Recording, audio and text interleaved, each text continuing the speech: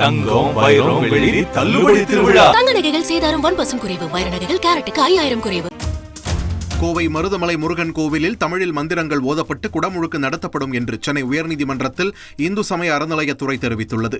April 4ஆம் தேதி நடைபெறும் குடமுழுக்கின் போது தமிழில் மந்திரங்கள் ஓத அனுமதி கோரி உப்பிலிப்பாளையத்தைச் சேர்ந்த சுரேஷ் பாபு தாக்கல் செய்த மனு விசாரணைக்கு வந்தது. அப்போது ஏற்கனவே இதுபோன்ற நடைமுறைகளையே பின்பற்றி வருவதாக அறநிலையத்துறை தெரிவித்தது.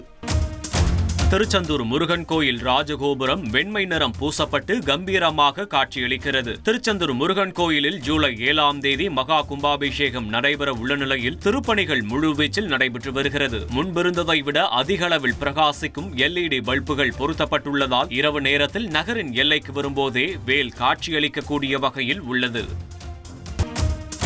9 மாதங்கள் விண்வெளியில் சிக்கி பூமிக்கு திரும்பிய போது புன்னகையுடன் கையசைத்ததன் மூலம் ஆண்களை விட பெண்கள்தான் பலசாலி என்பது தெரிகிறது என முன்னாள் அமைச்சர் ராஜேந்திர பாலாஜி தெரிவித்தார்.